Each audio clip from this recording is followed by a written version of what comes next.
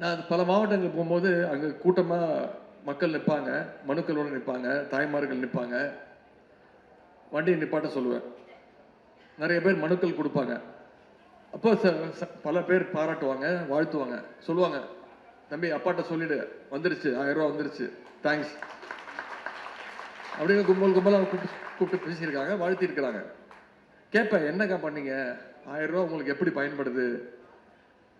90% பேர் என்ன சொல்லுவாங்கன்னா, மருத்துவ செலவுக்கு பயன்படுத்துப்பா, மாத்திரை வாங்குறேன், உடம்பு சரியில்லை மாத்திரை வாங்குறேன், குழந்தையோடைய பேத்தியோடைய பேரனுடைய கல்வி செலவு, நோட்டு புக் வாங்குறது, பென்சில் வாங்குறது, ஜாமெட்ரி பாக்ஸ் வாங்குறது, இதுக்கெல்லாம் பயன்படுத்துப்பா அப்படின்னு.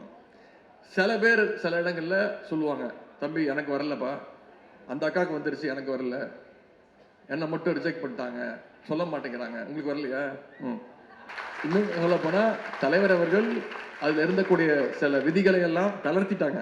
2 விதிகளை தளர்த்திட்டாங்க.